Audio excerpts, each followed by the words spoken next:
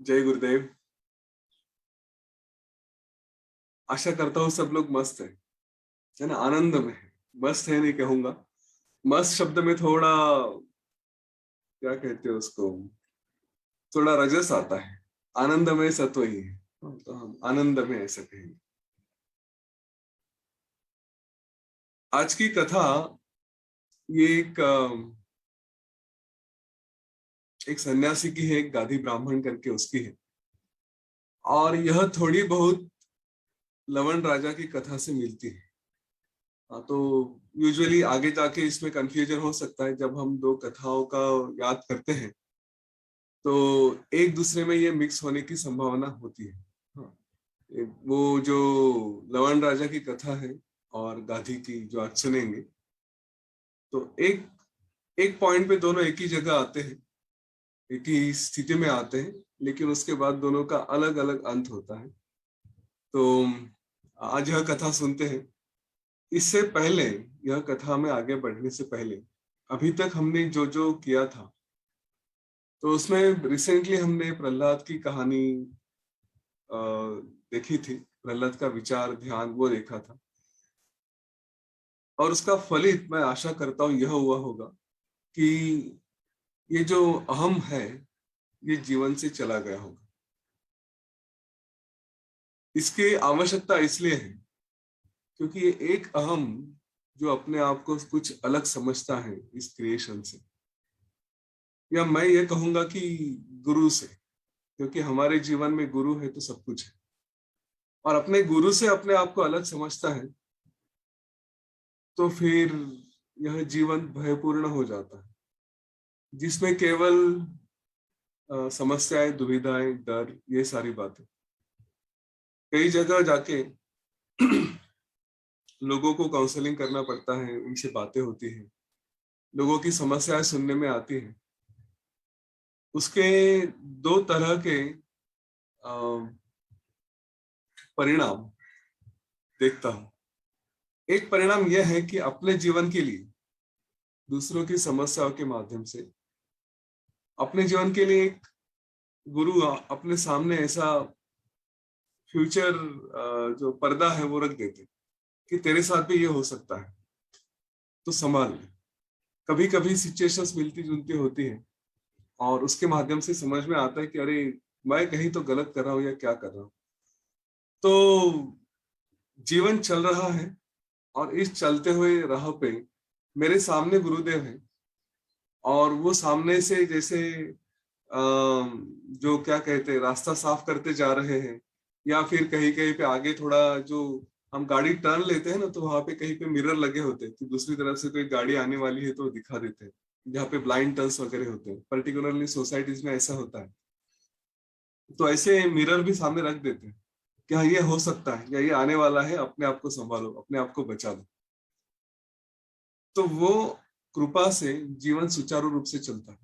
लेकिन उसके पीछे एक कारण यह है कि अहम जहां तक हो सके ड्रॉप करने का प्रयत्न किया। हुआ है कि नहीं हुआ है ये पता नहीं, लेकिन एक अवेयरनेस रहता है। कभी कभी आप में से काफी लोग फोन करते हैं, बड़ी तारीफ करते हैं कि ऐसा है वैसा है, आपके सेशन पसंद आते हैं, ये वो। तो उस समय डर लगने लगता है, और पहला विचार यही आता है कि हे गुरुदेव बचाओ, कहीं पे अहम नहीं आ जाए। क्योंकि शब्द तो आपके, कल हम अपनी ही बात, इस पे बात कर रहे थे, तो मैं अपने घर में बता रहा था कि ऐसे ऐसे कभी अनुभव होते हैं कि बोलना शुरू करता हूँ, ये सारा प्रिपरेशन किया है, कुछ बोलना है, लेकिन मैं विचार एक करता हूँ, ये बोलूंगा वो बोलूंगा, और निकल के कुछ और आता है। तो ये मुझे आश्चर्य लगता है कि ऐसे कैसे, बिना प्लान के, बिना किसी विचार के ये बातें कहाँ से आ गई। तो हमारा बेटा बोल दिया, उसने वो थ्री इडियट का डायलॉग था ना, वो बोल दिया कि गुरुदेव ऐसा बोल रहे होंगे कि सर जी, बोल वो रहे हैं, शब्द मेरे हैं। तो हम यही कहते हैं, वो नहीं क्या, चतुर कोई कविता पढ़ते रहता है तो उसके संस्कृत के टीचर बताते हैं ना कि सर जी, शब्द बोल वो रहे, शब्द हमारे हैं।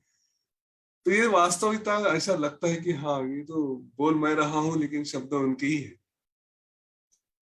और यह एक स्टेट बड़ा आनंद दे जाती है कि जहां पे मैं नहीं हूं, इसका एक अवेयरनेस, अनुभव है कि नहीं पता नहीं, कई बार मैं आ भी जाता है, नहीं ऐसी बात नहीं है, अभी तो वहां पहुंचना है, लेकिन एक अवेयरनेस हो जाता है कि नहीं, कुछ हो रहा है तो मैं नहीं हूँ, मैं नहीं हूँ। यह अगर जीवन में रहे तो बड़ा फायदा होता है। इसका दूसरा फायदा मैं आपको बताता हूँ। दूसरा फायदा है कि जीवन में ना जो भी आता है उसमें मैं नहीं वो है, यह एक एंगल रहा तो कई सारी समस्याएं वहीं पे समाप्त हो जाती है। कुछ लोग हैं जो नहीं मानते इन बातों को, कुछ लोग हैं जो गुरु को नहीं मानते, कुछ लोग हैं जो पुनर्जन्म को नहीं मानते। अलग अलग अपने विश्वास है। मैं कहता हूँ चलो ठीक है, आपका भी स्वागत है, आ जाओ। बस एक चीज मुझे बता देना कि जो जन्म से तुमने समझा हुआ जन्म और तुमने समझने वाला मृत्यु, इन दोनों के बीच में जो जीवन है उसकी क्वालिटी कैसे होनी चाहिए। उसकी क्वालिटी अगर अच्छी होनी चाहिए तो मेरे हिसाब से यही एक मंत्र है कि जिसमें आपको किसी पे श्रद्धा रखनी पड़ेगी, और वो अटूट श्रद्धा होनी चाहिए। मेरे हिसाब से मैं गुरु पे श्रद्धा रखता हूँ, आप किसी पे भी रखो, लेकिन वो श्रद्धा का रूप कैसे हो। वो श्रद्धा का रूप ऐसे हो कि जिससे मन में विश्वास हो और आनंद रहे। अब आप चाहे दुनिया के कोई भी तरीके, कोई भी पद्धति अपना लें, लेकिन बिना गुरु के और बिना अहम के ड्रॉप किए आपको वो श्रद्धा और वो आनंद नहीं मिलेगी। सीधी सी बात होती है कि जीवन में कोई तो घटना घटने वाली है, दो लोग हैं एक दूसरे से जुड़े, यूं कहिए दो भाई हैं, एक ही वातावरण में पले बड़े हैं, जुड़वा है, सब कुछ सेम है, कुंडली भी एक जैसी ही है, फिर भी कभी कभी अलग अलग रहते हैं। अपब्रिंगिंग भी सेम है, स्कूल भी एक ही, किताबें भी एक ही तरह से पढ़ी, सब कुछ है, लेकिन कहीं तो अपनी बुद्धि पता नहीं कहाँ से वो बीच में आ जाती है। एक को कहती है कि छोड़िए गुरु गुरु क्या चक्कर है, दाढ़ी वाले बाबा लोगों को बर्बाद करने के लिए बैठे, पैसा ऐंठते हैं और अपने पीछे भगाते हैं। Forget it, you don't have to associate with the face. अपना जीवन अपने आप बनाओ, स्वयं से बनाओ। ठीक है, ये एक तरह के लोग हैं। दूसरे तरह के लोग हैं कि जो कहते हैं नहीं, ये शास्त्रों ने कहा है, इन लोगों ने ही पढ़ाई की है, और मुझे लगता है कि गुरु होने चाहिए, तो मैं अपने मास्टर के ऊपर सौंप दूंगा, जो कुछ भी है वही मास्टर। अब दोनों के जीवन में एक ही सिचुएशन आती है, और उस सिचुएशन को दो लोग अलग अलग तरह से देखना शुरू करते हैं। एक के मन में भय हो जाता है कि मेरा क्या होगा, ऐसा होगा तो क्या होगा, वैसा होगा तो क्या होगा, रात को नींद नहीं आती, दिन में चैन नहीं रहता, और फिर उलझे रहते उसी समस्या में, डर में रहेंगे। या फिर जो सिचुएशन हो चुकी है कि अभी ये तो हो गया, मेरे जीवन में तो बहुत खराब हुआ, अब इससे कैसे बाहर निकलूं, ये तो बहुत बुरी बात होगी, वगैरह वगैरह, इस तरह से देखने का एक अपना अपना अपनी अपनी नजर बन जाती है, दृष्टि से वो देखने लगते हैं। दूसरे लोग हैं जिनको वो बोलते हैं, ठीक है हो गया, ये जो होगा वो गुरु का, और जो हो गया वो भी गुरु का, उन्हीं का प्रसाद, उन्हीं का कार्य, ये जो देने वाले वो उनका ही प्रसाद है, भुगतने वाले भी वही है। मैं कौन होता हूँ, जो भुगतेंगे वो, जो आनंद लेंगे वो, तो चाहे दुख रहे आनंद रहे सब उन्हीं का, मेरा कुछ नहीं। यह दृष्टि जब किसी की रहती है, और पहली दृष्टि, तो दोनों के जीवन में क्या फर्क पड़ता है उसको एक तीसरे एंगल से देखे। तीसरा देखने वाला क्या देखेगा कि ये बंदा रो रहा है, दुख में है, ये अपने जीवन को ढंग से नहीं जी रहा। दूसरा, वो आनंद में है, उसके पीछे क्या कारण है ये तीसरे को पता नहीं कि कौन से दृष्टि से जी रहा है, लेकिन देखने के दृष्टि से एक आनंद में है, दूसरा दुख में है। तो आप कोई भी हो, आप चाहे आस्तिक हो, आप चाहे नास्तिक हो, आप जीवन मृत्यु को मानते हो नहीं मानते हो, सारी बातें अपनी जगह रखो, लेकिन एक तरीका ये पता चला है, एक मार्ग पता चला है कि अपना ये जीवन, सो कॉल्ड लाइफ और डेथ इसके बीच में है, उसको आनंद रखने का ये एक मार्ग है। और आपको किस तरह से रहना है ये आप तय करो। अटूट श्रद्धा है क्या, ये जो मैं हूं उसको ड्रॉप कर चुके हैं क्या, अगर वो है तो फिर कुछ भी हो जाए, चाहे सुनामी आ जाए जीवन में, चाहे आपके सामने मेरू पर्वत जैसे सोने के पहाड़ भी आ जाए, जो सारे आपके जीवन में है, लेकिन फिर भी हम हिलते नहीं, है ना, हम हिलते ही नहीं। ये जो बड़ी बात होती है, ये मैंने पहले भी कहा है, बाकी लोगों के लिए यह समस्या बन जाती कि हम हिलते नहीं करते। मैंने अपने ऑफिस में भी देखा है, परिवार में देखा है, मित्रों में देखा है, कि लोग एकदम टेंशन में लंबे लंबे फेस बना के आते हैं, या फिर ऐसे भुए एकदम सिकुड़ के आ जाते हैं, कुछ ना कुछ होता है। और कहते ये बंदा तो हिलता ही नहीं। मैं बोलूंगा क्यों हिले यार, ऐसा कौन सी मुसीबत आ रही है कि जिसमें हिल जाए। तो लोगों के लिए बड़े बड़ी समस्या होती है, हमारे लिए कुछ नहीं हो कि है तो है, ठीक है ना, पार्ट ऑफ लाइफ है। और वो देख लेंगे क्या करना है। तो मैं प्रयत्न करूंगा। देखिए भागने का तरीका नहीं है। हाँ, इस बात को पक्का विश्वास रखे कि ये भागने का मार्ग नहीं है। यहाँ पे आपने अगर कह दिया गुरुदेव देख लेंगे, तो वो देखने के लिए सबको ही देख लेंगे। आप ही को क्यों देखेंगे? आप ही को देखना है क्योंकि आपको प्रयत्न करने हैं। अगर यह कहीं विश्वास है, या कभी अपने आप को लगता है कि नहीं मेरी इतनी श्रद्धा नहीं बनती, कुछ कुछ लोग बोलते हैं कि हाँ मानता हूं लेकिन इतनी श्रद्धा नहीं बनती, इतना विश्वास नहीं होता, तो झूठ मूठी से ही श्रद्धा रखना शुरू करें। ठीक है, चाहिए तो गुरुदेव की किताबें हैं वो पढ़े, जिनमें उनके बारे में लिखा गया है, जो हम गुरु चरित्र कहते हैं, वो पढ़े, उससे श्रद्धा आ जाती है। ठीक है, एक गुरु के नहीं कई गुरुओं की किताबें हो वो पढ़े, हर गुरु के बारे में पढ़े। आपको आपके मन में गुरु इस संज्ञा के बारे में, इस कल्पना के बारे में आपके मन में श्रद्धा आ जाएगी। फिर आप किसी को भी मानिए, मुझे कोई प्रॉब्लम नहीं। श्री श्री रविशंकर जी को मानिए, किसी और को मानिए, मेरे हिसाब से सब एक ही तत्व होते हैं। लेकिन वो भाव आपको आपके जीवन में पार होने के लिए मदद करेगा कि कोई तो है जिसके ऊपर सब सब छोड़ दिया है। अब वो प्रॉब्लम या आनंद, ये उनका वो उनका दायरा है, मुझे उसके अंदर नहीं जाना। मैं अपने आप में एक शरीर दिया, इसलिए चलाऊंगा, प्रयत्न करूंगा।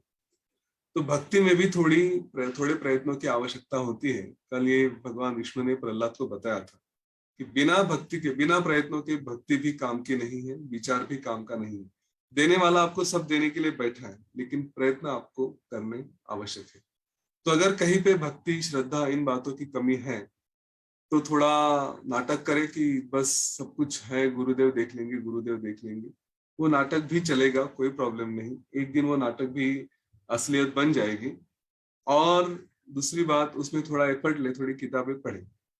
यहाँ से ये जब जीवन अपना एकदम सुंदर बन जाता है, क्योंकि आज हम योग वशिष्ठ में ऐसे ऐसे आगे आगे बढ़ते जा रहे हैं कि उपशम हो रहा आवश्यक है।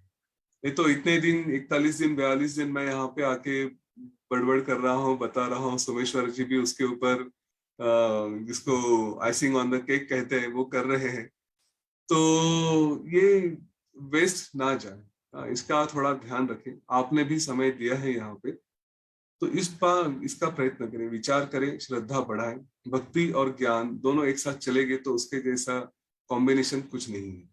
ठीक है, दोनों एक दूसरे को पूरक होते हैं। और यह उपशम होना आवश्यक है, मन की शांति होनी आवश्यक है। तो इसके लिए थोड़ा थोड़ा प्रयत्न आवश्यक है। आज हम वो कहानी सुनते हैं, योग वशिष्ठ की एक विचित्र कहानियों में से एक कहानी है। जैसे हमने लवण राजा की कहानी देखी थी जो थोड़ी विचित्र थी, वैसी ही यह कहानी है।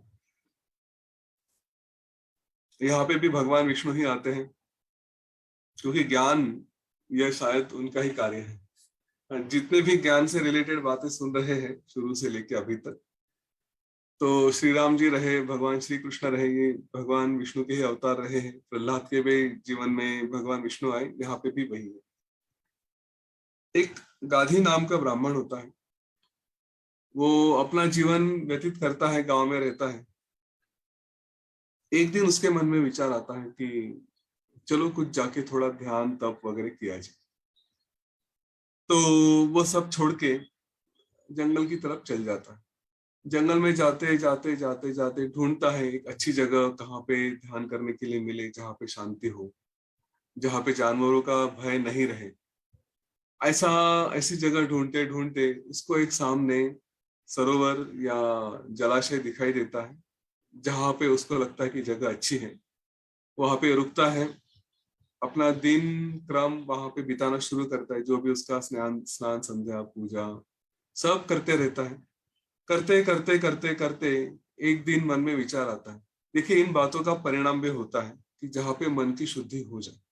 हाँ, ये केवल ऐसे ही है इसलिए नहीं। मुझे कभी किसी ने पूछा भी था कि अभी तक वो मन में विचार नहीं आ रहा है, अभी तक वो ज्ञान के बारे में अट्रैक्शन नहीं हो रहा है।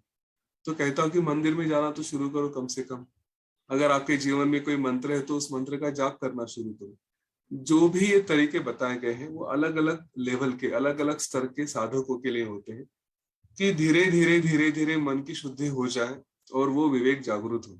इसलिए कोई भी उपासना या कोई भी पद्धति, चाहे जाप की हो, चाहे पूजा की हो, चाहे होम की हो, चाहे संध्या की हो, ये कभी उसको निचले स्तर का नहीं देखा जा सकता। वो उस व्यक्ति के लिए सर्वश्रेष्ठ होती है, ठीक है। उसके आगे उसका एक जर्नी है, अगर आगे बढ़ना है तो कभी हमने, आज हमारे सामने जीवन में सुदर्शन क्रिया आ गई, योग वशिष्ठ आ गया, तो आज इस जन्म में नहीं तो पिछले जन्म में अब हमने कभी ना कभी इन सारी बातों का उपयोग किया था। योग वशिष्ठ में, भगवत गीता में भी ये कहा गया है कि एक मार्ग पे चले तो आगे आगे ही चलते रहेंगे। तो इसलिए इन उपासनाओं का, उपासना पद्धतियों का आदर करना चाहिए, उनको अपने जीवन से छोड़ना नहीं चाहिए, क्योंकि इन्होंने ही हमें कहीं तो इस मार्ग पर लेकर आए।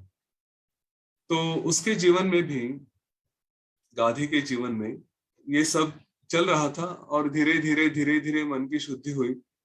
तो उसने विचार किया कि चलो थोड़ा तप किया जाता है। तो उसने उस जलाशय में उतरा, वहां पे गले तक पानी में खड़ा रहा और हाथ ऊपर करके भगवान विष्णु की प्रार्थना शुरू कर दी।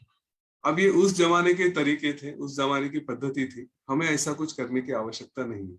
नहीं तो जाएंगे कहीं पे खड़े हो जाएंगे, ये बात नहीं है, आजकल ऐसी आवश्यकता नहीं होती। तो उसने वह पद्धति की। हमारे जीवन में सुदर्शन क्रिया है, सहज ध्यान है, उससे बड़ा और कोई ध्यान करने की जरूरत है। सहज जैसा ध्यान मिला है ना, तो जब हम सोना मिला है तो हम तांबे की क्यों ये करें, चाह रखें, तो सोने के साथ ही रहे। तो वैसे ही ये गाधी, इसने अपनी तपस्या आरंभ कर दी। कई सालों तक तपस्या करने के बाद उसके तपस्या की वजह से प्रसन्न होकर भगवान विष्णु उसके सामने आ गए और वो बड़े प्रसन्न हुए। उन्होंने इसकी तारीफ की, इसने भी भगवान की बड़ी बड़ी तारीफ की। और फिर भगवान ने पूछा कि चलो मांग लो, क्या मांगना है। तो गाधी ने कहा कि भगवान, मेरे जीवन में मुझे कोई चाहिए ऐसा कुछ है नहीं, ना मुझे किसी बात की आवश्यकता है, ना मुझे किसी बात से कुछ त्याग है। पर यह मन में एक विचार आता है कि ये जो माया माया माया कहा जाता है, वो माया है क्या?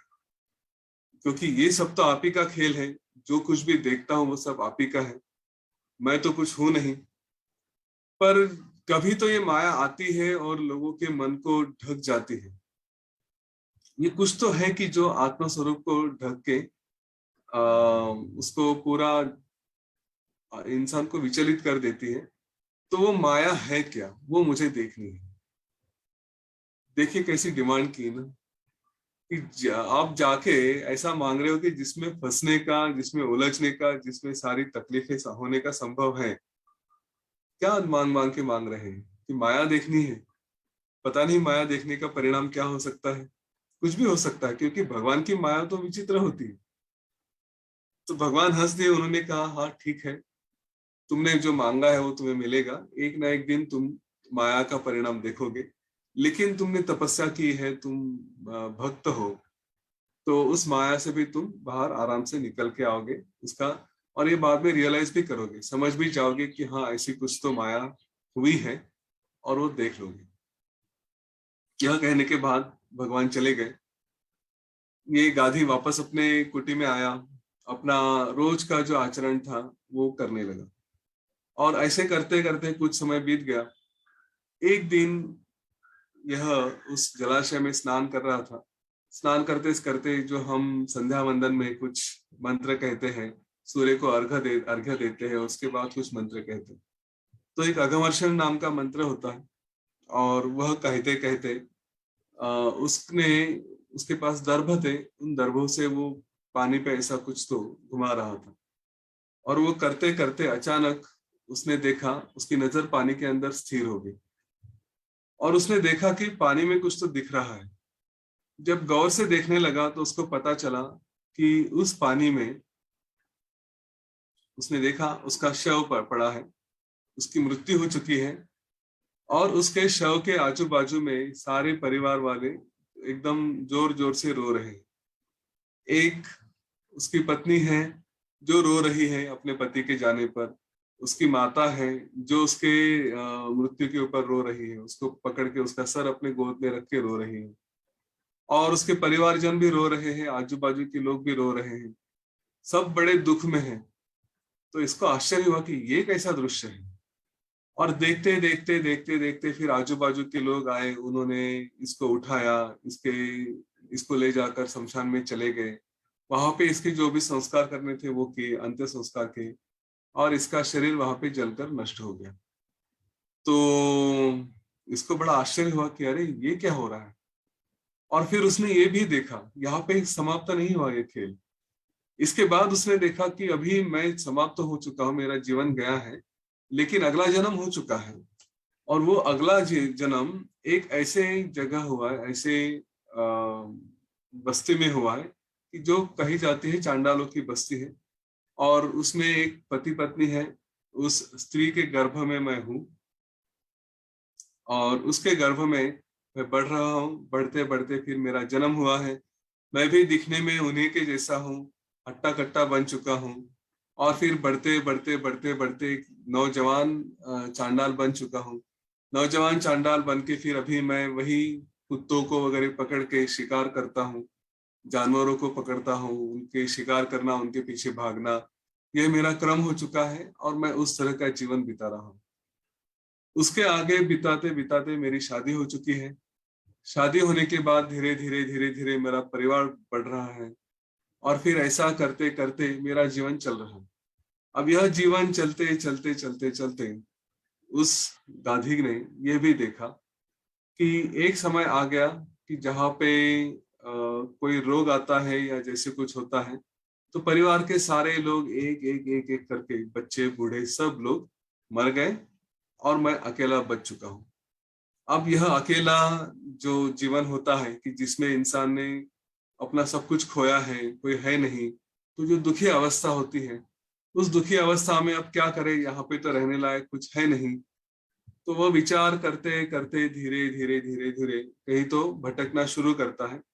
भटकते भटकते भटकते भटकते काफी समय चलने के बाद एक देश है जिसका नाम है कीर। उस कीर नाम के देश में वो वहां पे पहुंच जाता है।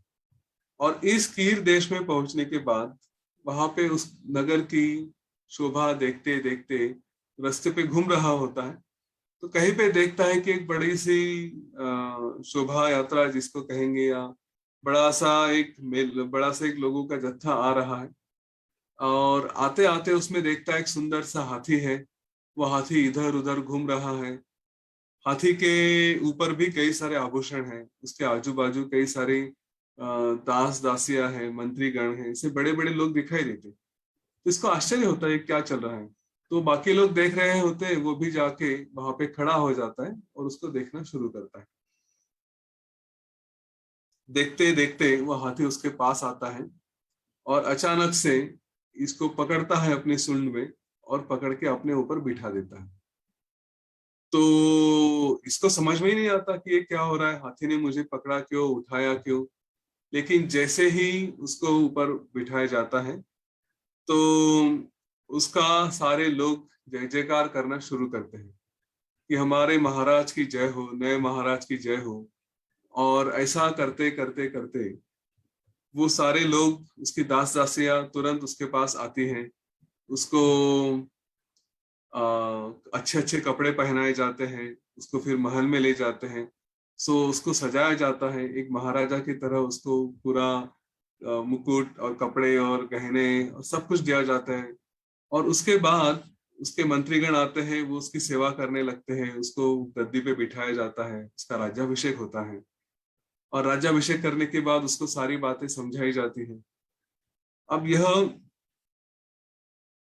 जो चांडाल है, ये वहां पे धीरे धीरे धीरे धीरे वह राजगद्दी का जो भी कार्य है वो सीख लेता है, राजा बन जाता है और अपना कारोबार करना शुरू होता है। यहाँ पे योग वशिष्ठ में एक बात ऐसी कही गई है कि जैसे किसी पद के लायक कोई नहीं भी है, लेकिन उस पद की ही खासियत होती है, विशेषता होती है कि वहां पे जो भी बैठेगा उसको वो सिखाना शुरू कर देता है।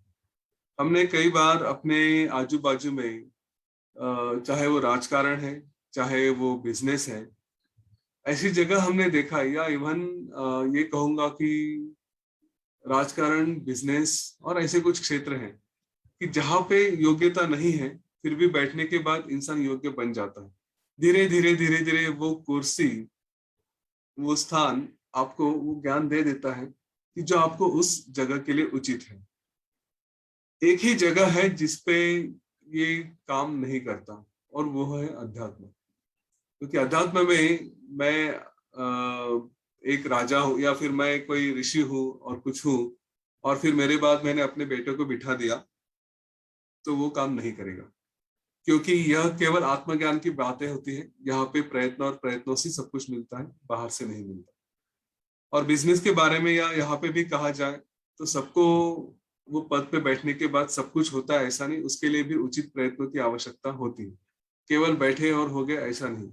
हाँ, बैठने से थोड़ा बहुत ज्ञान हो जाता है, वो अपने अपने क्षेत्र होते हैं, उसमें अपने आजू बाजू में जो लोग होते हैं वो अपने संस्कार करते हैं, उनके विचारों से, उनके सानिध्य से, यूं कहे सत्संग से काफी फायदा हो जाता है। उसका अनुभव, उसका जो भी ज्ञान होता है वो मिलना शुरू हो जाता है। लेकिन एक लेवल के ऊपर पहुंचने के लिए अपने प्रयत्नों की आवश्यकता होती है। तो ये जो गाधी है, ये एक बार वहां पे राजा बन गया। तो राजा बनने के बाद फिर वो अपना जीवन चला रहा है, राज्य कारभार देख रहा है। अपने कारोबार में देखते देखते देखते देखते उसका पूरा जीवन का वहां पे 8 साल निकल जाते हैं। 8 सालों तक एक अच्छा सा राजा बन के उसका कारोबार करके हुए सेटल हो जाता है। और फिर एक दिन अपने ही महल से थोड़ा उसको लगता है दोपहर में विश्राम करना चाहिए। तो दोपहर शाम ऐसी बाउंड्री टाइम वहां पे वो विश्राम करना शुरू करता है।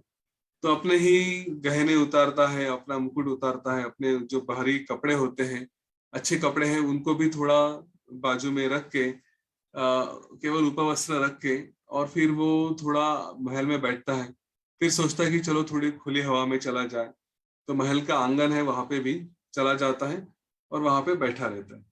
तो बैठते बैठते वो देखता है कि बाहर से कुछ लोगों का मेला जा रहा है, काफी एक जत्रा जैसी जा रही है। लोग कुछ तो गाने गा रहे हैं, कुछ तो चिल्ला रहे हैं। तो देखते देखते देखते वो वहां पे देखता कि कुछ चांडाल, कुछ आदिवासी लोग वहां से जा रहे हैं, और उनमें से एक बूढ़ा उसकी तरफ देख रहा है। देखते देखते उस बूढ़े को क्या सोचता है पता नहीं, वो इसको देखता है और कहता है, अरे कटज तुम। इसका नाम कटज होता है, कटज ही है कुछ है, मुझे देखना पड़ेगा। तो कहता है, अरे कटज तुम हो, ये यहाँ पे इस राजवाड़ा जो राजमहल है यहाँ पे हो। तो तुम तो राजा को जानते ही होगे। तो यहाँ का राजा कैसे है, अच्छा है क्या? हमारे जैसे लोगों के लिए वो कुछ करता है क्या? हमें कुछ देगा क्या? अगर उसके पास कुछ मांगा जाए तो कुछ देगा क्या? तो ये राजा को बड़ा गुस्सा आता है, वो उसके ऊपर चिल्लाता है और कहता है, भाग जाओ यहाँ से। अब चूंकि ये चिल्लाया तो वो बूढ़ा आदमी वहां से चला जाता है।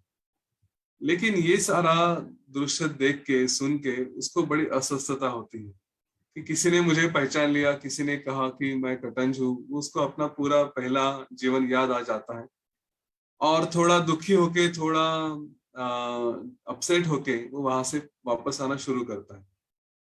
पर ये बात जब इसने ये सब घटना घटी, तो उसके महल पे, गच्ची पे ऊपर जो भी लोग रहते, दासियां रहती, राजमहल की स्त्रियां रहती हैं, सेवक रहते हैं, वो सब इसको देखते हैं, वो सुनते हैं, और उन्हें पता चलता है कि हमारा जो राजा है ये कभी चांडाल रहा है, ये उस जीवन से आके राजा बना है। और इस बात का उन्हें बड़ा दुख होता है कि ये हमने क्या किया। उस समय की जो पद्धति थी उसके हिसाब से ये कहानी लिखी गई है, या है कि एक चांडाल को अपना राजा बना के उसके साथ हमने रहे, उसकी सेवा की, उसको उसके साथ समय बिताया, बातें की, खाना खाया, सब कुछ किया। तो हमारा जीवन बड़ा दुख भरा है। ऐसे जीवन में क्या उपयोग की जो हम चांडाल के साथ एक जीवन बिता रहे हैं। अब इस कल्पना को लेकर ये राजा जब अंदर आया था, इस कल्पना को लेकर उन लोगों ने उनका बर्ताव पूरा बदल दिया। वो देख रहे थे कि जैसे ही राजा महल में आए तो जो उसके सामने तुरंत लोगों ने आकर उसकी सेवा करनी चाहिए थी, उसके सामने अपने आप को आनंदी रखना था, ऐसा कुछ नहीं हुआ। सारे लोग दुख में थे, कोई ने किसी ने भी इससे बात भी नहीं की। ये राजा को समझ में नहीं आया कि ये क्या हो रहा है। और धीरे धीरे यह जो बात थी ये मंत्रियों से फिर सारी प्रजा में, श्रेष्ठ जनों में फैल गई। सारे श्रेष्ठ जनों को ऐसा लगने लगा कि ये किस तरह का जीवन है कि एक चांडाल राजा और उसके साथ हम रहे, उसके साथ समय बिताया, तो हमें तो कुछ प्रायश्चित ही करना चाहिए। और इसीलिए उन सारे लोगों ने, जो श्रेष्ठ जन थे, बड़े जन थे, उन्होंने ये संकल्प किया कि इसका प्रायश्चित केवल आत्म त्याग ही है और इसका कोई प्रायश्चित नहीं हो सकता। ऐसा विचार करके सब लोगों ने वहां पे चिताएं जलाई और उसमें अपने आप को समर्पित कर दिया और अपना जीवन समाप्त कर दिया। तो इस तरह से बड़े बड़े लोग जब ये सब करने लगे तो पूरे राज्य में हाहाकार मचने लगा, क्योंकि जब बड़े लोग ऐसा करते हैं तो जो उस राष्ट्र की, उस राज्य की जो फाउंडेशन होती है, नींव होती है, वही हिल जाती है। क्योंकि कुछ का कर्म करने वाला, उस राज्य को चलाने वाला, व्यवसाय करने वाला, मार्गदर्शन करने वाला कुछ रहता ही नहीं।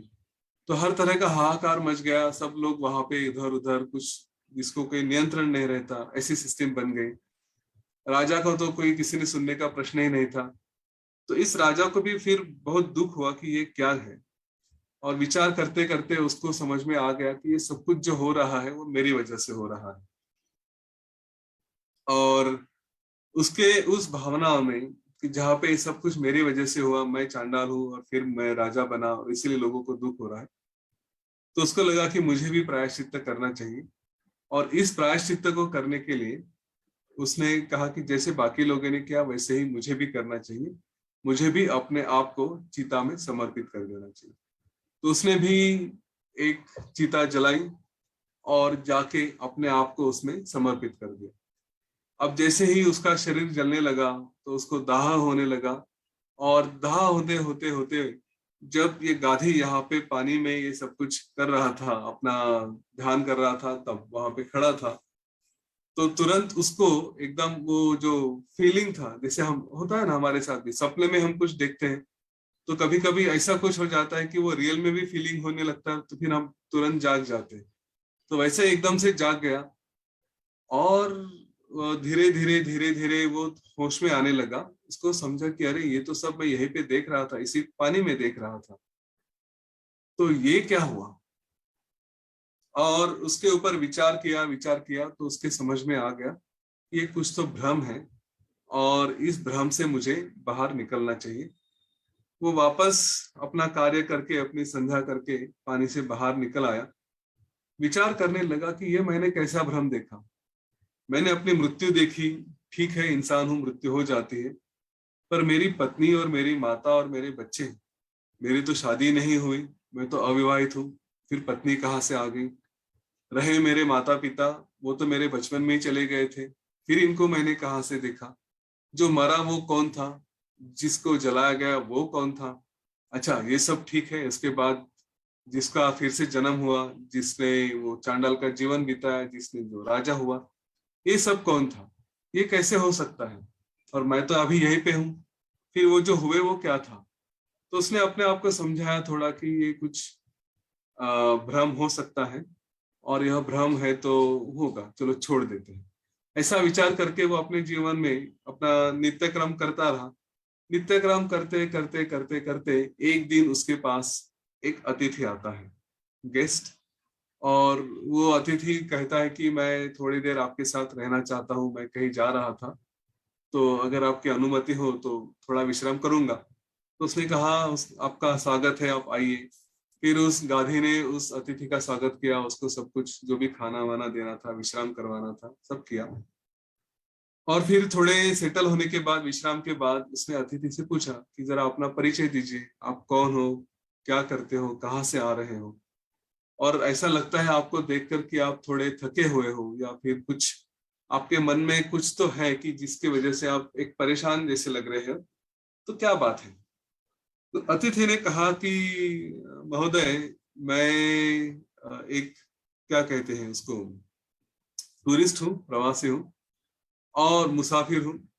और मैं एक ऐसे राज्य से आ रहा हूँ जिसका नाम है कीर। और उस कीर राज्य से मैं आ रहा था, तो वहां पे मैंने जो देखा मैं आपको उसका वर्णन करता हूँ, और इसके लिए मैं थोड़ा परेशान हूँ। मैं उस राज्य में आ रहा था, वहां पे मैंने कुछ लोगों के साथ रहा, थोड़ा खाना पीना किया, और फिर मुझे धीरे धीरे पता चलने लगा कि इस राज्य का राजा एक चांडाल रहा था। और इस नगर के लोगों ने उसको एक जैसे हाथी ने पकड़ के चुना था, क्योंकि उनका पहले का राजा मर चुका था। तो उसकी जो पद्धति होती है कि हाथी को रास्ते पे छोड़ देते हैं, और वो जिसको उठाएगा वो व्यक्ति राजा बन जाता है। तो उस हाथी ने एक चांडाल को उठाया था, उसको राजा बनाया था। अब लोगों को उसका कुछ पता नहीं, और इसकी वजह से वो चांडाल इन लोगों का 8 साल तक राजा बना रहा। और जब उन्हें पता चला तो उन्हें बड़ा दुख हुआ, और उन लोगों ने जैसे हमने कहानी में सुना है, तो काफी सारे लोगों ने आत्मदाह कर लिया, एक पश्चाताप करने के लिए। और इसके वजह से मुझे, जब मैं उस नगर में मैंने सुना, तो मुझे बड़ा दुख हुआ कि मैं ऐसे नगर में हूँ, ऐसे नगर में घूम रहा हूँ। तो वहां से मैं तुरंत निकल कर चला गया। और चलते चलते चलते चलते ये आपकी कुटी मिली मुझे रास्ते में, तो मुझे थोड़ा विश्राम करने की इच्छा हुई, इसलिए मैं आपके साथ रुक गया। तो गाधी ने ये बताया नहीं कि वो मैं ही था या कुछ था, पर उसके जीवन में, उसके मन में ये और एक आश्चर्य हो गया। भ्रम तो ठीक है, लेकिन ये जो बता रहे हैं क्या वो वास्तव में हुआ है? तो वास्तव में अगर हुआ है तो ऐसे कैसे हो सकता है? मैं तो यहीं पे बैठा हूँ, ना मैं जन्मा हूं ना मैं मरा हूँ। तो अगर मरा है तो 2 बार मरा हूं, मैंने शरीर भी देखा है अपना, और उसके बाद वो चांडाल को भी मरते हुए देखा है जो राजा बन के आत्मदाह किया था। तो फिर अगर ऐसा है तो ये क्या है? ये कौन सा चमत्कार है? उसका उस अतिथि के ऊपर विश्वास नहीं हुआ। उसने कहा कि नहीं, मैं जाके देखता हूँ। तो उसने अतिथि से कहा कि ये बड़ी आश्चर्य की बात है, मैं भी उस नगर में जाकर देखना चाहता हूँ, तो मुझे उसकी राह बताइए। तो अतिथि ने उसको बताया क्या जाना है, किधर जाना है, कैसे जाना है, और ये चला गया। राजा ने गाधी उस नगर की तरफ गया। जाते जाते जाते जाते उसको वो सारे निशानियां मिली जो पहचान की लग रही थी। उस नगर में गया, वो सब कुछ पहचान में आने लगा, ऐसा लगा कि हाँ ये सब कुछ देखा है।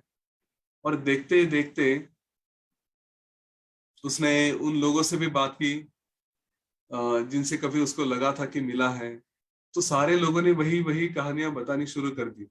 किसी के घर में गया, उनके साथ रुका 2-3 दिन, वहां के लोगों से बात की। उन्होंने भी बताया कि हाँ ऐसा हुआ है।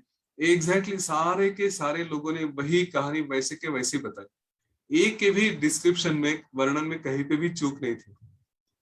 यह गाधी की परेशानी और बढ़ी। उसने वो राजमहल भी देखा, उसको लगा कि अरे हाँ ये तो वही महल है जो मैं, जहाँ पे मैं जिया था, जो मैंने देखा था। तो परेशानी और बढ़ी, वहां से होकर वापस अपनी कुटी में आ गया। और उसने विचार करना शुरू किया कि ये सब क्या है। और उसके ऊपर विचार करते करते करते करते उसको एकदम से ध्यान में आ गया कि मैंने कभी तो ये वर मांगा था भगवान विष्णु से कि मुझे उनकी माया का खेल देखना है। तो लगता है कि ये सारा माया का खेल था कि जो मुझे इतने भ्रम में डाल चुका है। पर यहाँ पे तो प्रश्न बढ़ गए हैं। माया का खेल देख के मैं संतुष्ट हुआ हूं ऐसी बात नहीं है। जो देख रहा हूं ये तो और भी विचित्र हो चुका है। तो ये तो और भी प्रश्न आ गए। अब इन प्रश्नों का उत्तर अगर लेना है तो वापस भगवान के पास ही जाना पड़ेगा। और इसलिए उसने फिर से ध्यान करना शुरू कर दिया। और ध्यान करते करते करते करते एक दिन उसको फिर से भगवान प्रसन्न हो गए, और उन्होंने कहा कि पूछो अब क्या पूछना है। तो कहता है भगवान, आपकी माया अपरंपार है, आपकी लीला अगाध है। ये जो भी आपने खेल रचाया, जो भी दिखाया, ये तो समझ के बाहर है। और मैं अभी, मेरे प्रश्न बढ़ चुके हैं, और इन सारे प्रश्नों के उत्तर मुझे चाहिए कि आप ये सब जो खेल देख रहा था ये सब क्या खेल है। तो इसके इन प्रश्नों के उत्तर भगवान ने दिए। लेकिन यह प्रश्न हम कल सुनते हैं, इसके उत्तर भी हम कल देखेंगे। आज थोड़ा विचार करते हैं, क्योंकि कहानी की शुरुआत होने से पहले वशिष्ठ जी ने श्री राम जी को कहा था, क्या कहा था? कि जीवन में सावध रहो। यह मोह माया भरी ये दुनिया ऐसी है, आपको विचार करते रहना है, मैं कौन हूँ, क्या है ये जीवन, कैसे है, ये सब समझते रहना है। लेकिन इसके साथ सावधानता भी रखनी है, क्योंकि माया किसी को भी किसी भी क्षण में कहीं पे भी कुछ भी करवा सकती है। हाँ, ये इतनी स्केल पे हमें जाने की जरूरत नहीं, हम अभी उतने तपस्वी नहीं है कि जहाँ पे कुछ हो गया तो हमारे साथ कुछ हो जाएगा। लेकिन इसका एक छोटा वर्जन भी देख लिया, तो कभी टीवी पे कोई इंसिडेंस देख ली हमने, न्यूज में है या किसी सीरियल में है, तो वो वहां से भटक के हम कहीं कहीं घूमना शुरू करते हैं। हमारा संकल्प उतना स्ट्रांग नहीं होता, लेकिन विचार इतने अलग अलग जगह शुरू हो जाते हैं। खास करके ये जो देख रहे हैं उससे रिलेटेड अगर कुछ है, सास बहू की कहानियां ज्यादा करके आती है टीवी पे, और उन्हीं के जीवन में शुरू हो जाता है कि कुछ एपिसोड देखा, या पति पत्नी का होता है, या कहीं एक्स्ट्रा मैरिटल अफेयर्स होते हैं, बाहर के होते हैं, तो कुछ देख लिया, तो अपने जीवन में भी ऐसा विचार शुरू हो जाता है कि हाँ ये ऐसे हुआ है या ऐसे हो सकता है, या मेरे पति भी ऐसे करते हैं, या मेरी पत्नी भी ऐसे करती है, मेरी सास भी ऐसा करती है, मेरी बहू भी ऐसी करती है। और वो करते करते करते करते मतलब विचार करते करते हम अपने आप में उन संस्कारों को इतना लेकर आते हैं कि एक दिन कभी तो आगे जाके ऐसा होता है कि कभी विचार आता है ये शायद पहले हो चुका है। हाँ, वो हमने केवल विचार किया था, सपना देखा था, हमने इतना उसको सच मानने का प्रयत्न किया था, लेकिन आगे जाके हम जब देखते हैं तो कभी कभी ऐसे इंसिडेंसेस जीवन में आते हैं कि सोचते हैं ये पहले कहीं तो हुआ था, ये पहले कहीं तो घटा हुआ है, ठीक है, और या फिर मैंने कहीं तो सोचा था कि ऐसा होगा, आज वो हो रहा है। ये जो हमारे संकल्पों का खेल है, हम उसका सूक्ष्म रूप से या एक छोटी सी स्केल पे ही सही, लेकिन इसका अनुभव करते हैं। हम में से कई बार ये देखते हैं कि कुछ ऐसी घटना घट रही होती है वहां पे, और मन में आता है कहीं तो हुआ है, कहीं पे देखा है। ये मन में संशय आना शुरू होता है, और वही बात है कि जहाँ पे हमारे विचार इतने गहरे हो जाते हैं कि आज नहीं तो कल वो रिफ्लेक्ट होना शुरू हो सकते हैं। ये बात अलग है कि हम अपना रूप अलग से देखेंगे या फिर अगला जन्म देखेंगे वगैरह, ये बातें बहुत गहरी है, ये सबके साथ हो गया ऐसा नहीं, पर छोटे छोटे परिणामों में हम देखते हैं। तो इसीलिए सावध रहे कि अपना मन कहाँ है। और इसीलिए ये प्रहलाद का जो मेडिटेशन रहा है, उसके पहले बलि का मेडिटेशन रहा है, यह हमेशा जीवन में चालू रहना चाहिए कि जब भी अवसर मिले, जब भी हमें संधि मिले, तो अपना विचार ये अंदर जाना चाहिए, ना कि बाहर। और अगर आज शुरू में जैसे मैंने बताया था, ये एक अच्छा अवसर है, सुनहरा अवसर है कि इस जीवन में थोड़ा ज्ञान मिला है ना, तो जितना समय हो सके भक्ति और ज्ञान बढ़ाने के लिए बताएं। जितना हम स्वयं होके बाहर के क्षेत्रों में जाना चाहेंगे, मैं ये नहीं कहता कि कम्युनिकेशन नहीं होना चाहिए या फिर लोगों से कनेक्टेड नहीं रहना चाहिए, वो होना चाहिए। लेकिन अगर हम व्हाट्सएप देख रहे हैं तो कई सारे लोग वीडियोस देखते हैं, तो अपने आप को पूछे कि ये सारे वीडियोस आवश्यक है। फेसबुक पे एक वीडियो शुरू कर दिया तो एक के बाद एक वीडियो शुरू हो जाते हैं। फेसबुक तो इतना गहरा कुआं है कि आप कितना भी उसको स्क्रॉल करते जाएं तो एक ना एक इंसिडेंस, किसी का अपडेट, किसी की कुछ ना कुछ न्यूज आती रहती है। और जब इसमें थोड़ी देर रहते हैं तो पता चलता है कि बहुत सारा समय हम उसमें वेस्ट कर चुके हैं, बिता चुके हैं। हम इन साधनों के, मैं व्हाट्सएप और फेसबुक ही नहीं, बाकी जो भी टिकटॉक है, जो भी गेम्स होते हैं मोबाइल पे खेलते रहते हैं हम लोग, हम इनका खिलौना बन चुके हैं। एक तो ये हमारे लिए खिलौने हैं, लेकिन हम खिलौने का खिलौना बन चुके हैं। इतनी कई बार हमारी ऐसी बुरी अवस्था हो जाती है। तो अपने आप को थोड़ा सावध रखें। यह मेरे काम की है, कई सारे ग्रुप में लोग ऐड कर देते, कुछ होते जाता है, तो इतना आवश्यक नहीं है। जीवन कुछ साल पहले किसी को जरूरत थी तो सीधा फोन करके बात करते थे या चले आते थे, तो आज ब्रॉडकास्ट करते कुछ करते हैं, तो हमें आवश्यकता है तो देखे, वरना छोड़ दें। अपने आप को बचाए, जिसको जरूरत होगी वो पूछ लेगा, नहीं तो उसके जीवन में कुछ ना कुछ होके उसकी जरूरतें पूरी हो जाएगी। हमें इतना ग्रेट समझने की आवश्यकता नहीं कि मैं हर ग्रुप पे जाके हर न्यूज पढ़ के उसके ऊपर कमेंट करूं, उसके ऊपर बताऊं। जैसे मेरे जैसा श्रेष्ठ कोई है ही नहीं, मैं सब क्षेत्र में ज्ञानी हूँ, सब इसके ऊपर मैं कमेंट करना, उसके उत्तर देना शुरू कर देता हूँ। अगर इस भावना में रहे तो अपने गोल से हट जाएंगे। अपना गोल आशा करता हूँ कि अभी तक समझ में आ गया होगा।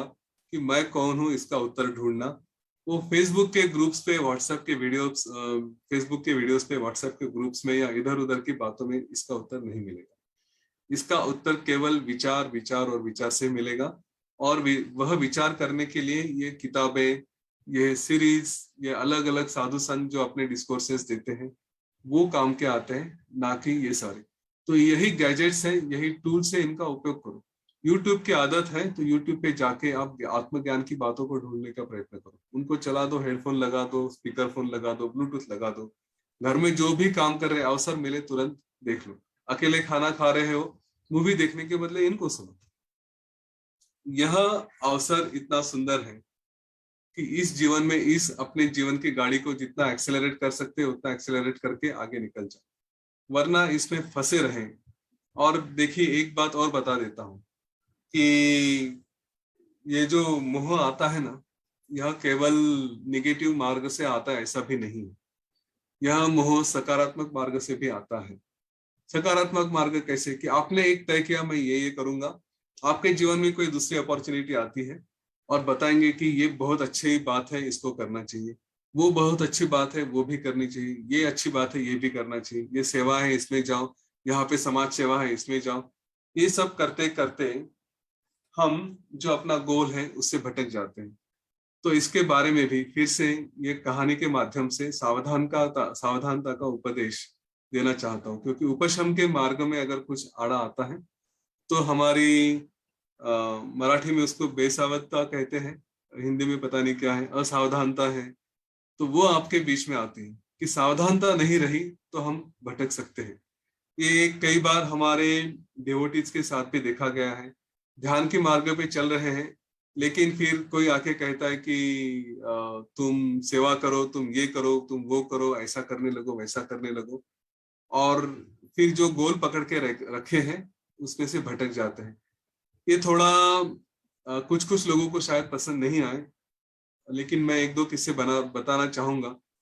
ये डिवोटीज के साथ, मतलब डिवोटी हैं, पूरे गुरु जी के ऊपर श्रद्धा रखते हैं, लेकिन अपने जीवन में उन्होंने ऊंचे ऊंचे गोल भी रखे। किसी को चार्टर्ड अकाउंटेंट बनना है, किसी को यूपीएससी क्रैक करनी है, किसी को आईआईटी क्रैक करनी है। और जब वो उस मार्ग पे चलते हैं तो स्वाभाविकतः पे हमारे डिवोटीज, वॉलंटियर्स, टीचर्स, ये इनका उत्साह भी अच्छा रहता है। तो ये लोग कहीं पे किसी सेवा में या किसी कार्यक्रम में, सत्संग में थोड़ी देर के लिए आ जाते हैं, जिनको अपना अपना गोल अचीव करना है। तो इनको कोई टीचर मिलता है, फिर पूछते हैं, बताते हैं कि आपको यह करना है तो आइए आप फिर थोड़ा वीटीपी कर लो या टीचर बन जाओ, तो फिर उससे बहुत फायदा होगा, उससे आपको एक अलग सा एंगल मिलेगा। फिर कोई बोलता है कि सेवा में लग जाओ, सेवा से बहुत फायदा होता है, सेवा के फल अच्छे मिलने लगते हैं। ये सब बातें हो जाती हैं। इनका जो बता रहे हैं, इनका उद्देश्य गलत नहीं है। ओके, वो चाहते अच्छा ही है, वो किसी का भला ही चाह रहे हैं। उनकी भला चाहने की एक अपनी जो दृष्टि है, अपना जो एक उनकी भावना है, वो अच्छी है कि सब कुछ अच्छा हो, पर वो उस लाइन से मैच नहीं होती। और इसलिए ये जो भी अपने कार्य पे लगे रहते हैं, वो फिर कभी कभी कंफ्यूज हो जाते हैं कि मैं ये करूं कि वो करूं। जब किसी बहुत सीनियर टीचर के पास चले जाते हैं, ऋषि जी के पास चले जाते हैं, तो उन्हीं से एक ही उत्तर मिलता है कि तुमने जो ध्यान पकड़ा है, जो गोल पकड़ा है, उसको पूरा करो, बाद में आ जाओ। अभी तुरंत आने की आवश्यकता नहीं है।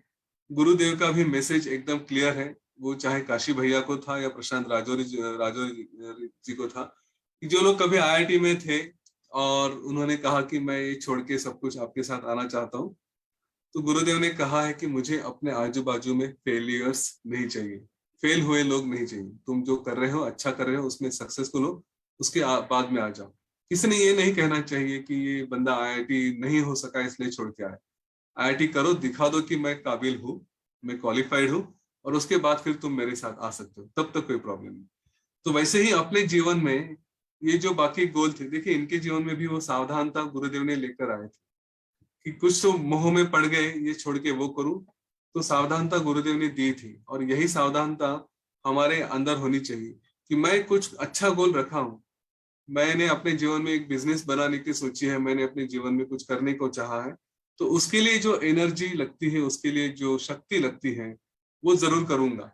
जीवन में जितना एक खाने में नमक है, उतना ध्यान, उतना ज्ञान और उतनी सेवा ये रहेगी ही रहेगी। लेकिन अगर मैं ये सब कुछ करना चाहता हूँ तो इसका मतलब ये नहीं कि ये छोड़ के मैंने बाकी सारे काम करने शुरू किए, तो फिर अ, उसका परिणाम है कि जो ऊंचे गोल है वो नहीं प्राप्त होंगे। और अगर वो नहीं प्राप्त होते हैं तो उसका कारण यही है असावधानी, कि मैंने कुछ चाहा था लेकिन किसी मोह में, मुझे लगा ये अच्छा है, वो अच्छा है, उसमें फंस गया और वो अपने मोह से उसमें उस मोह में जाकर अटक गया। अक्सर ये वॉलंटियर से प्रश्न आ सकता है, टीचर से प्रश्न आ सकता है, यतीन जी ये क्या बता रहे हैं, क्या लोगों को सेवा करने से मना कर रहे हो? तो शॉर्ट टर्म सेवा और लॉन्ग टर्म सेवा ध्यान में रखें। खास करके जो यूथ है, अपनी एबिलिटी को पहचाने। अगर आप आईआईटीएन हो सकते हो, अगर आप यूपीएससी में जा सकते हो, अगर आप कुछ बिजनेसेस कर सकते हो, अच्छा रन कर सकते हो, तो वो कार्य भी सेवा के माध्यम से ही देखें। आज छोटी छोटी सेवाओं में इधर उधर टाइम डाल के आपका ये जो लंबे समय का गोल है, अगर ये नहीं हो सकता है, तो मैं कहूंगा कि उस लंबे समय के गोल के ऊपर ध्यान रखें। आप यूपीएससी ऑफिसर बन के, आप एक सिविल सर्वेंट बन के भी वहां पे अच्छी सेवा कर सकते हो। एक जिसके पास पोटेंशियल है वो करके आप काफी सेवा कर सकते हो। आप अपना बिजनेस शुरू करके अच्छी चैरिटी कर सकते हो, कई लोगों को रोजगार दे सकते हो। आपके अंडर आप ही के इंस्टीट्यूशन में आप जो जिनको रिक्रूट करोगे उनको ये कोर्सेज वगैरह करवा के उनके माध्यम से सेवा कर सकते हो। आपने स्वयं हर जगह पहुंचना आवश्यक नहीं है, आपने लोगों को लीड करके उनके द्वारा भी किया जा सकता है। सोमेश्वर जी इस तरह का काम ऑलरेडी कर रहे हैं, हर जगह स्वयं नहीं जाते, उन्होंने लोगों को एनेबल कर दिया है कि आप करो, उनको गाइड कर दिया, लोग करते रहते हैं। वैसे हम तो करते ही हैं, पर मैं अकेला ही करूंगा, बाकी लोगों को वो अवसर नहीं मिलना चाहिए, या फिर अपने आप में उलझते रहे तो अपनी एबिलिटी ये कम हो जाती है। अपने आप को एक लीडर बन के थोड़ा रिजर्व करके बाकी लोगों के साथ भी उनको भी जोड़ के उनको भी आगे लेकर जाना है, तो पहले उस लेवल तक पहुंचना आवश्यक है। और इसीलिए बीच के छोटे छोटे गोल में, छोटे छोटे मार्ग में अगर हम उलझते गए तो फिर लंबा गोल हमारा चूक जाता है। और यहाँ पे वो फिर से सावधानी की बात मैं बताना चाहता था कि ये हो जाता है कि सब कुछ मैं करूं, मैं करूं, मैं करूं, ऐसा कभी आता है। हम डेलीगेट नहीं करते, लोगों के पास पहुंचाते नहीं, और बड़े बड़े गोल हाथ से रह जाते हैं। तो यह सावधानता यहाँ पे भगवान विष्णु ने माया का जो रूप दिखाया था, वशिष्ठ जी ने जो कहानी बताई थी कि असावधानी की वजह से हम कैसे भटक सकते हैं, ये एक उसका उदाहरण था। हमारे जीवन में ऐसा होगा नहीं होगा ये बात अलग है, पर अपने मन को बार बार अंदर में ही रखें। अगर आध्यात्मिक दृष्टि से देखना है, मैंने अभी तक व्यवहार की बात की, आध्यात्मिक दृष्टि से देखना है तो अपने मन को अंदर रखें। जितना बाहर भटकेगा उतनी उसकी एनर्जी कम होती है। देखने के लिए बहुत कुछ है, किसी भी बात की कमी नहीं। आज एक एपिसोड देखिए, दूसरा एपिसोड देखिए, तीसरा एपिसोड देखिए, लेकिन एक अपने दिमाग को, मैं यूं कहूंगा कि माइंड मीटर नाम की अगर कोई चीज होती है, वो लगाएगी और वो एनालिसिस करेगी, तो आपका जो ग्राफ होता है वो ऐसे ऐसे ऐसे ऐसे इधर उधर इधर उधर पूरा डिटोरेट रहता है। जो जिस मन की शक्ति ऐसी इधर उधर भटक रही है, उसका आउटपुट नेचुरली बहुत कम होता है। ऑन द अदर हैंड, एक ही विचार, एक ही भावना पे आप अंदर में रहे, मैं कौन हूँ, मैं कौन हूँ, अपने ऊपर विचार करते रहे, और अपना जो भी सूक्ष्म आपने छोटा सा गोल रखा है, जो परीक्षा का है, कुछ भी है, उसके ऊपर रखे, तो परिणाम ये होता है कि आपकी काम करने की इंटेंसिटी, आपकी शक्ति ये इतनी स्ट्रांग हो जाती है कि उसका परिणाम भी बहुत अच्छा आना शुरू हो जाता है। सिद्धियां आती है, मैं सिद्धियों के पीछे नहीं लगना चाहूंगा, ना आपको लगाना चाहूंगा, लेकिन ये साइड इफेक्ट होता है। और वो जो जीवन होता है कि जहाँ पे हम चाहे वो बातें आसानी से धीरे धीरे होने लगती है, वो परिणाम एक सुंदर जीवन की तरफ ले जाता है। इसीलिए बार बार योग वासिष्ठ में जो कहा गया अभी तक कि इंद्रियों से बचे, आपके इंद्रिय जो बाहर से आपको दिखाते हैं उसमें जो फंसते हैं उससे बचे, उनको अंदर की तरफ लेके जाए। तो बाहर का कुछ दृश्य देखा तो क्या देखा, उसके बदले किसने देखा उसको समझने का प्रयत्न करेंगे, तो नेचुरली ये होगा कि अच्छा मैंने देखा। करने वाला जो कोई भी मैं है, मैं मतलब मैं शरीर नहीं हूँ, जो कोई भी मैं है वो कर रहा हूँ। तो इवन जो एंजॉय करते हैं ना, हम कुछ भी बात अपने जीवन में एंजॉय करते हैं, उस एंजॉयमेंट की एबिलिटी भी बढ़ जाती है।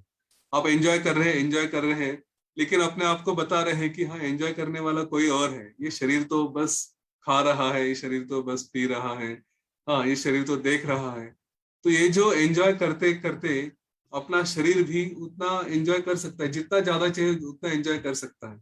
खाते समय भी अगर बोले तो हाँ, ये शरीर खा रहा है, पेट खा रहा है, ये कर रहा है, जीवा खा रही है, तो आपकी एबिलिटी बढ़ जाती है। पर साथ में ये भी हो जाता है कि क्या इतना क्यों करना है, रुक जाओ, है ना, पूरा कंट्रोल रहता है अपने साथ। तो ये एक छोटा सा टेक्निक है, दृश्य को देखने के बदले जो दृष्टा है उसको देखे, कौन देख रहा है उसको देखे, तो तृप्ति भी रहती है, मजा भी रहती है, सब कुछ होता है। ठीक है, तो ये थोड़ा विचार आपको मैं रोज रोज अलग अलग तरीके से देने का प्रयत्न कर रहा हूँ। उद्देश्य एक ही है कि अपना उपशम हो जाए, शांति हो जाए, हम निर्वाण की तरफ धीरे धीरे धीरे धीरे बढ़े, कि जिससे ये सब अपना मन की शांति होते होते अपने अंदर जाने का प्रवास करना है।